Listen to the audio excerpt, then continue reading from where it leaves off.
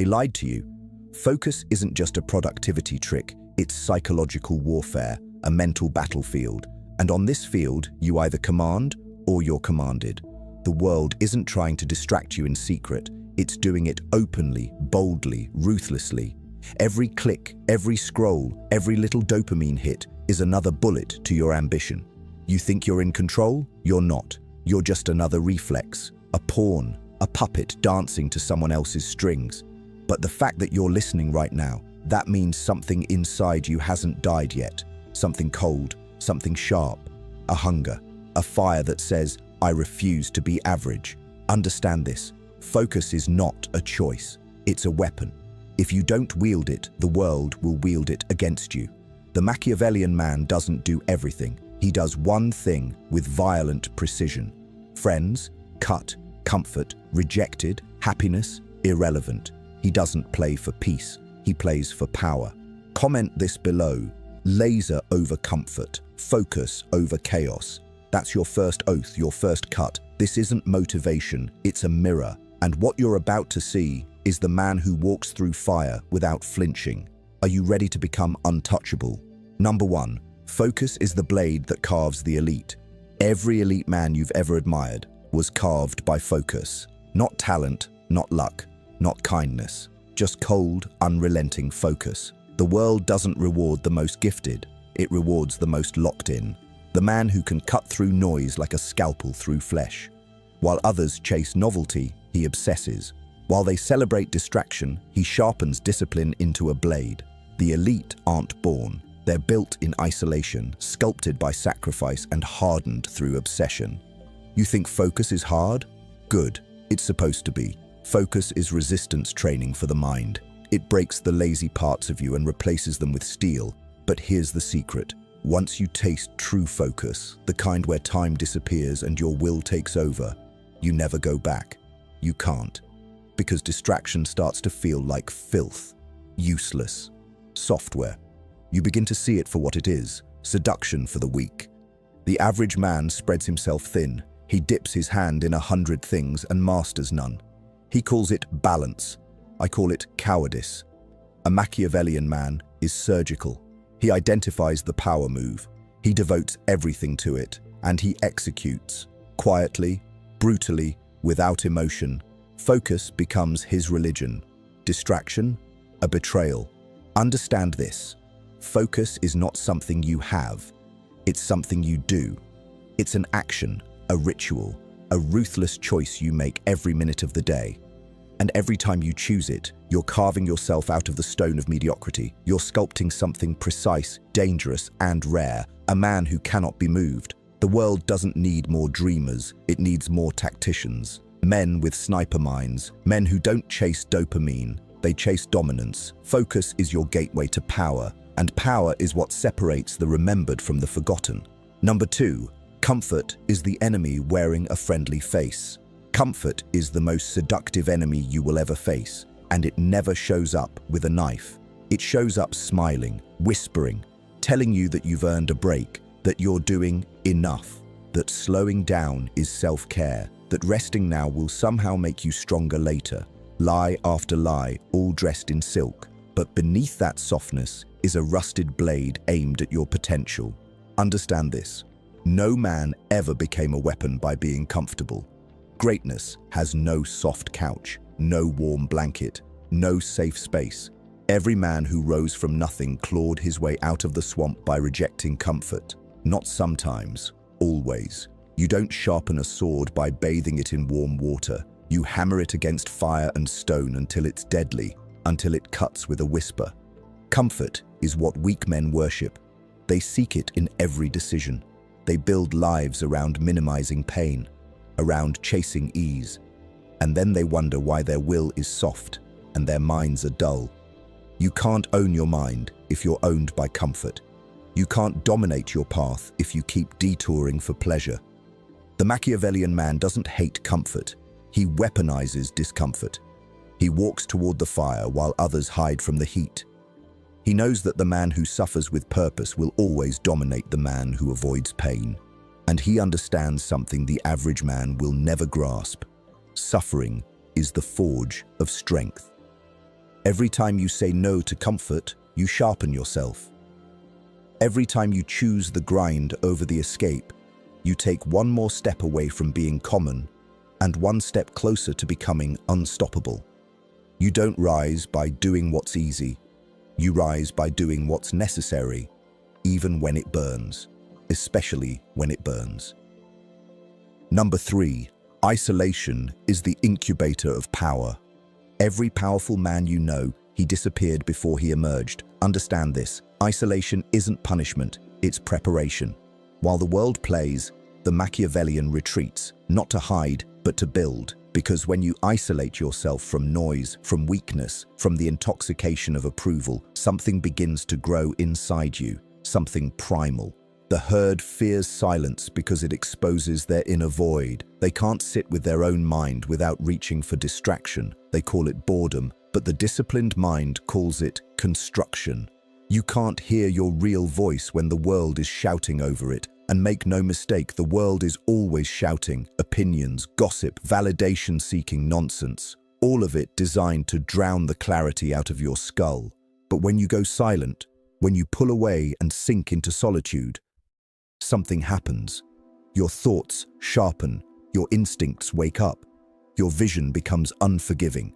Isolation is where clarity is born. It's where illusions die. And without clarity, there is no power. Only noise dressed as movement. Most men are addicted to being seen. They post, they pose, they chase likes like beggars chasing coins. But the Machiavellian vanishes. He lets his silence do the talking. He becomes the shadow, observing, studying, building. While others announce their dreams, he architects outcomes in the dark, in silence, in total control. Isolation isn't about loneliness. It's about strategic withdrawal. It's the war room, it's the dojo, it's the forge where the next version of you is beaten into existence. So stop fearing being alone. Start fearing what happens if you never are, because a man who cannot sit alone can never stand alone. Number 6. Discipline is the core muscle of ruthless men. Discipline is the final separator, the last filter. It's the hidden layer behind every elite man who ever controlled outcomes instead of being controlled by them. You see, most people can start. They get hyped, they set goals, they ride the high for a few days, but very few can continue, very few can repeat, very few can suffer in silence, without applause, without excitement, and keep going anyway. Those who can. They don't need motivation, they're built on something stronger, something colder, discipline. Discipline isn't pretty, it's not romantic. It doesn't care how you feel. It exists to break you down and then rebuild you into something dangerous, something precise. The man who obeys discipline becomes his own commander, his own code, his own machine. And in a world of men who fall apart the moment their feelings shift, that level of internal structure is terrifying. Most men wait to feel ready. But readiness is a myth. It's the lie comfort tells you to keep you soft. Discipline doesn't ask you how you feel, it hands you the task and expects it done. No negotiation, no bargaining, no weakness, because feelings are unpredictable. But actions? Those can be engineered. The Machiavellian doesn't depend on moods, he depends on systems. He understands that the man who trains himself to do what must be done, regardless of mood, becomes the most stable force in any environment. That's power, not raw strength, not momentary brilliance, but predictable execution over and over again until the outcome is inevitable. Discipline makes you dangerous because it makes you boring to chaos. You don't react, you don't spiral, you don't chase dopamine highs like the rest. Your day is already structured, your emotions already neutralized, and while others waste energy on deciding what to do next, you've already done it. Twice. Most men crack under pressure. Not because they're weak, but because they were never trained to obey structure when everything inside them screams for release. That's what discipline is, structured disobedience to your comfort. It's the art of standing still while your instincts beg you to run. It's turning down pleasure, not because it's wrong, but because it's irrelevant. The world rewards those who repeat. It crowns those who commit long after the excitement is gone. And no one tells you this up front. Because most people have never done anything long enough to realize it. They chase the next new thing. They chase freedom. But the paradox is this: discipline is the only true freedom. It frees you from laziness, from confusion, from regret, because it removes the question, "Should I?" and replaces it with, "It's already done." A disciplined man doesn't need to prove anything. His work speaks before he does. His habits walk into the room before he arrives. There's no need to announce, no need to explain. His actions are etched into time. Ask yourself, when the mood dies, when the doubt kicks in, when no one's watching, what remains? If it's not discipline, you're still prey. You're still at the mercy of the wind. But if it is discipline, then you're the wind. You shape outcomes. You move silently. You win without noise. This is why most men will never rise, because they only move when it feels good. They only train when they're hyped. They only build when they're inspired. And so they rot in cycles of mediocrity, stuck, dreaming, repeating the same excuses in different seasons.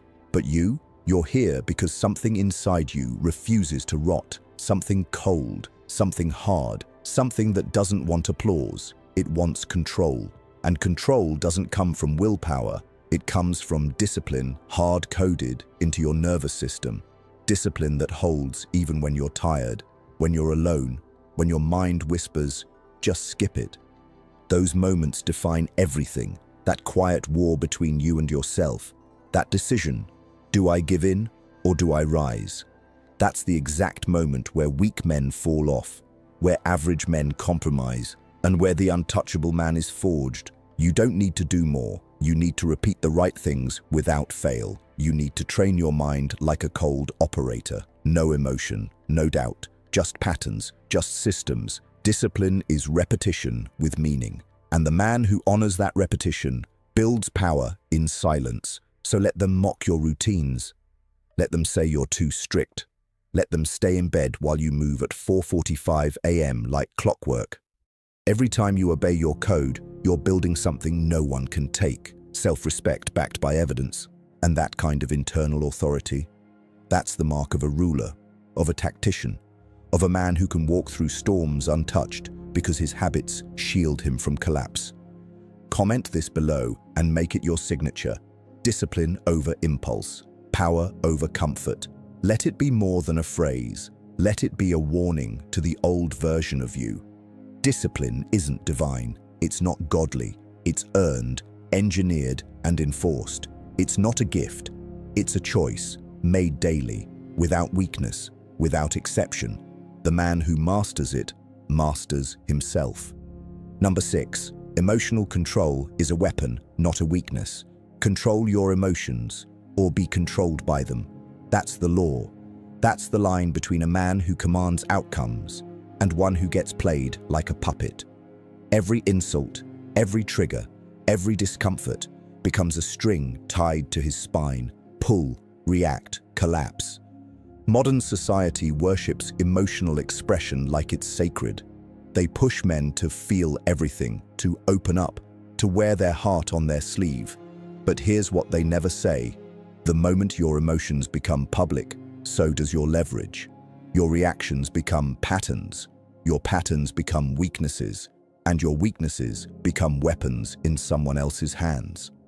Emotional control is not suppression, it's command. It's awareness without surrender. It's seeing the storm rise inside you and holding the wheel with both hands while the rest drown.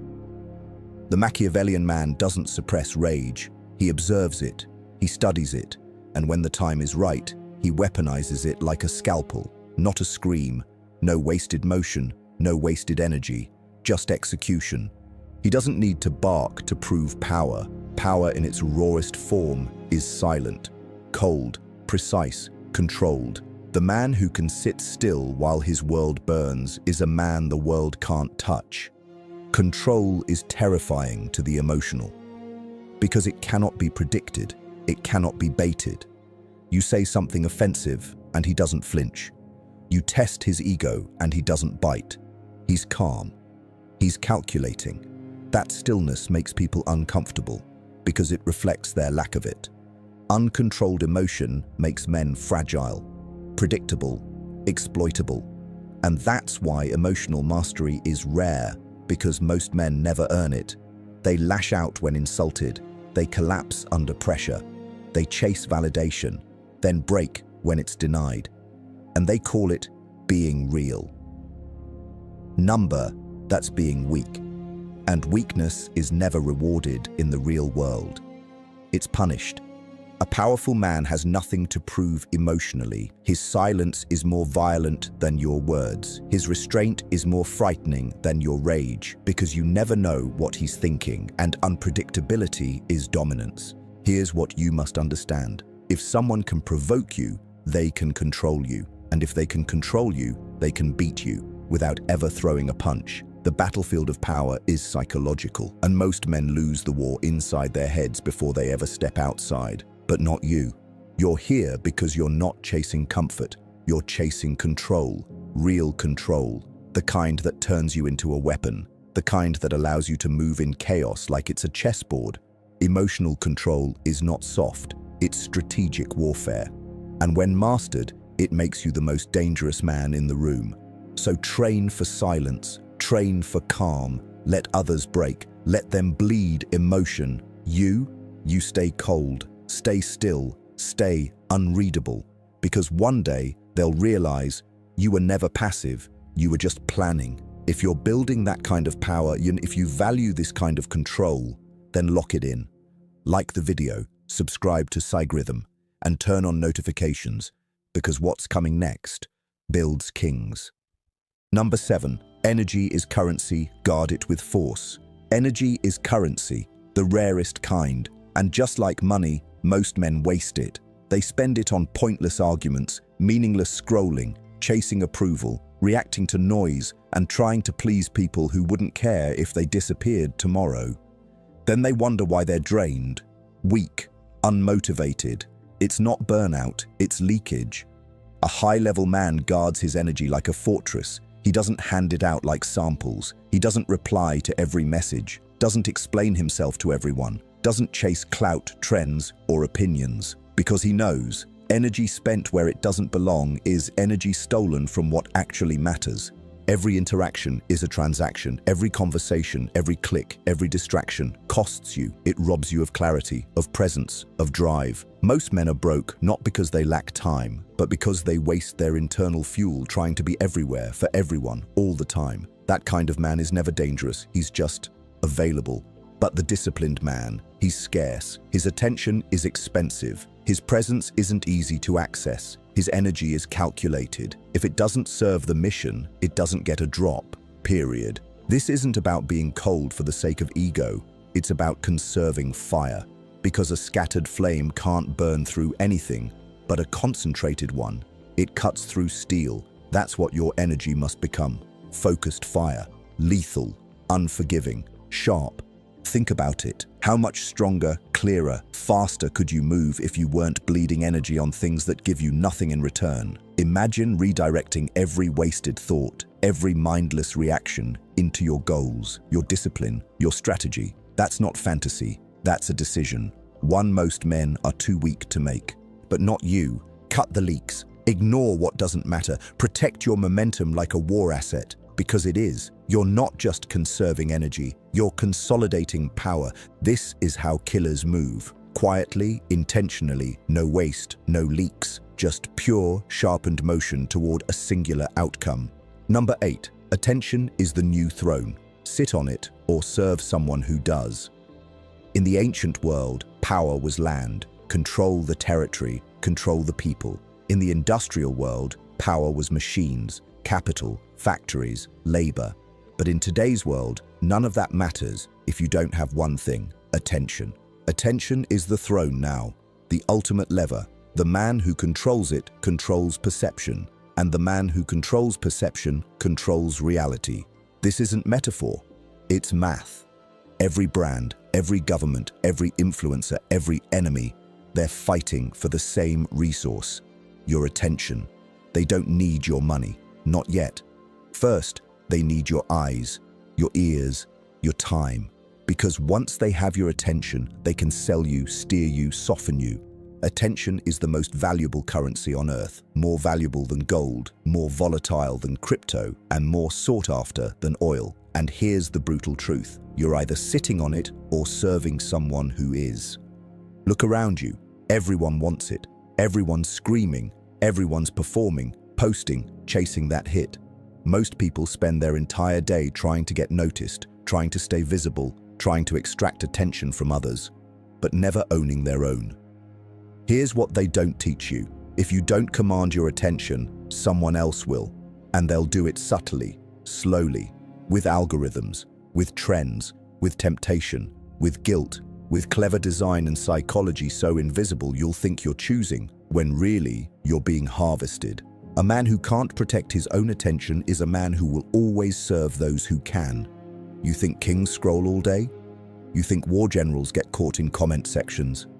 You think tacticians jump from distraction to distraction chasing dopamine? Number. Because every second of wasted attention is a crack in the throne. It's weakness, it's noise, it's decay. The elite don't allow their focus to be scattered by nonsense. They engineer their inputs. They control what enters their mental feed. They know exactly what they're giving attention to, and more importantly, what they're denying it to.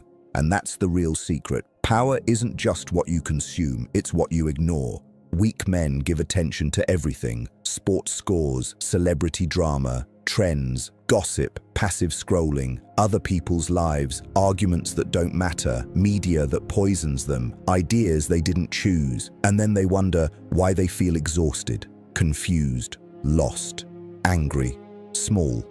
Because their mind is no longer their own. It's been hijacked, leased out, fragmented into useless pieces. But not the disciplined, not the focused, not the ones who understand what the world really runs on. Those men, they guard their attention with militaristic discipline. They treat their focus like royalty. Not everyone gets to sit with it. Not everything earns access. You want to win? Control your attention first. Not your schedule, not your apps, not your goals. Control your attention, because everything else obeys it. Where your attention goes, your energy follows. Where your energy flows, your time disappears. And where your time disappears, your life is either built or destroyed. That's why the modern battlefield is internal, digital, invisible. No guns, no blood, just your mind bleeding out through notifications, messages, noise, endless content loops. And all of it designed to steal your mental throne. You were meant to be a king, but kings don't beg to be seen. They command silence. They choose when to speak, what to see, and who gets their gaze. That's the mindset now, because if you don't adopt it, you're not just falling behind, you're being used. Look around. Everything wants your attention. Everyone's screaming for it. But who taught you how to protect it? Who taught you how to weaponize it? No one, because the system doesn't want you focused. It wants you entertained, addicted, predictable, and distracted just enough to never question who's sitting on the throne you should have claimed. Here's what they'll never admit. If you could take back your attention fully, relentlessly, with precision, you would become unstoppable. Not over time, not next year, immediately. Because everything you've ever needed is already within you. It's just buried under 10,000 inputs you didn't choose. Cut them. Audit your life like a surgeon. What do you consume daily? Who's feeding your mind? What earns your attention? What manipulates it? What weakens it? Strip it all down until you're left with only what matters. Your mission, your vision, your path. That's the throne. That's the crown. And once you sit on it, you protect it like a warlord. No access, no distraction, no leak. You have to earn your own attention back, reclaim it, train it, discipline it like a wild animal. Because in its raw form, attention is chaotic, untrained, weak. It jumps, it reacts, it scatters. But once mastered, it becomes the most lethal weapon a man can possess. More than strength, more than charm, more than intelligence. Because attention, sustained and intentional, can build empires from thin air. You want to learn faster, control your attention. Want to outwork others? Control your attention. Want deeper relationships, sharper instincts, better decisions, more mental clarity, more respect, more power? Control your attention. Not once, not weekly, daily, hourly, relentlessly. Because the world is hunting it every second, and every second you let your guard down, you serve someone else's kingdom. But you weren't born to serve.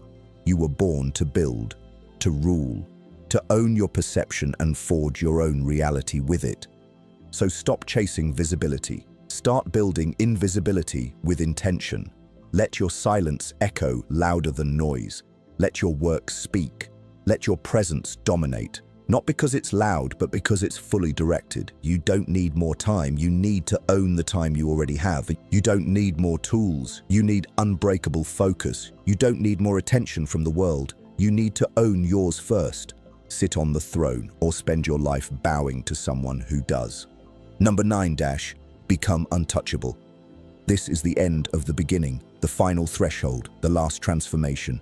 Everything we've built until now, focus, isolation, obsession, discipline, emotional control, energy preservation, attention management, it all leads here to one outcome, one unshakable state, becoming untouchable. Not invincible, not immune, not perfect, untouchable. There's a difference. Being untouchable doesn't mean you never get hit. It means you never break, you never fold. You absorb chaos and give back silence. You absorb pressure and give back progress. You absorb betrayal, loss, friction, and give back movement. Forward, always. You don't get there by luck. You get there by code. You get there by strategy. And you get there by stripping away everything weak and temporary from your mind, until what remains is made of steel. Most men are constantly reacting. They flinch at criticism, bend to emotions, change their behavior for approval, and bleed energy trying to defend a self-image they don't even control. They're loud, exposed, and fragile. But the man who becomes untouchable doesn't play by that script. He moves in silence. He builds in shadows. He doesn't announce his pain, doesn't explain his discipline, doesn't justify his distance. His focus is his defense. His execution is his answer. His results are his proof.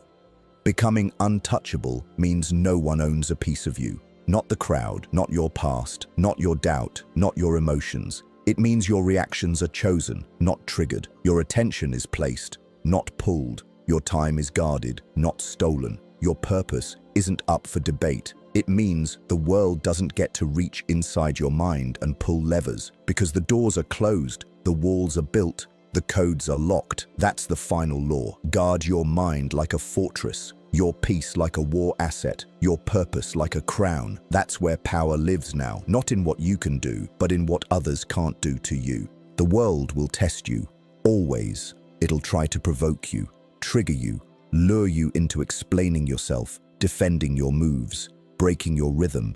That's the real game. That's the hidden test. And most men fail because they still crave response. They still need to be understood. They still want to be liked. So they give access, they open the gates. And once the gates are open, the enemy doesn't need to break you. You'll break yourself from the inside. But when you lock the gates, when you stop bleeding approval, attention, and energy, you become a threat. A man whose silence is louder than others' noise. A man whose boundaries make people uncomfortable. A man whose lack of need makes him untouchable. Because nothing is more dangerous than the man who needs nothing from the world except what he chooses to take. He's not controlled by emotion. He's not owned by public opinion. He's not driven by clout, lust, or validation. He's driven by one thing: domination of self. You don't get here overnight. It takes war. War with your lower self. War with your distractions. War with your instinct to respond, explain, or seek comfort. It takes relentless training, psychological discipline, internal rewiring. But the result is unlike anything most men will ever taste. You walk into a room and don't need to speak. Your presence says enough. You get tested, and your response isn't panic, it's stillness. You lose something and you don't spiral. You recalculate. You win something and you don't celebrate. You double down. People betray you and you don't explode. You erase them from the equation without a sound. No panic, no negotiation, just movement. Strategic, cold, precise. This is the highest form of control, not over others, over yourself. And it's the rarest power in the world because it can't be taken. It has to be built, earned, forged. And once you have it, no one can unseat you from your own throne. You become unreadable, unpredictable, unshakable, because there's nothing to grab onto, no weakness to exploit, no access to manipulate.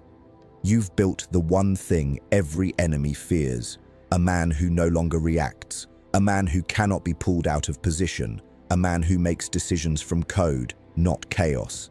The world hates men like that because they can't control them, can't shame them, can't seduce them, can't guilt them into playing the game. And that's exactly why you must become one, not to hurt others, not to prove anything, but to protect your mission, to finish what you started, to live like a weapon, clean, controlled, and pointed only where it matters. This is where all the pieces come together. Focus removes distraction. Obsession drowns the noise. Discipline enforces the structure.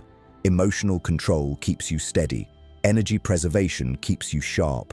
Attention mastery makes you lethal. And when all of that becomes instinct, becomes baseline, you don't need to shout that you've changed. People feel it. They sense the shift. They tread carefully. They know you're not built like the rest. Because you don't move like the rest. You've killed the weak version of yourself. The one that needed to be seen. The one that explained everything. The one that got thrown off by disrespect or silence or doubt. That version is dead. And in its place stands something rare, something calm, something no one can shake, something untouchable. Comment this below. Calm, cold, controlled, untouchable. Let the old version of you see what it's been replaced by. Let everyone watching know you don't just understand these laws, you embody them.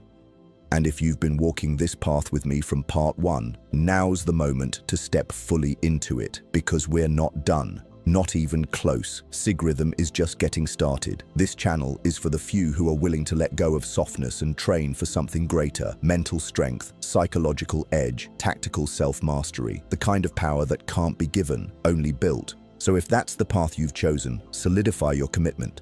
Like the video, subscribe to Psychatric, turn on notifications.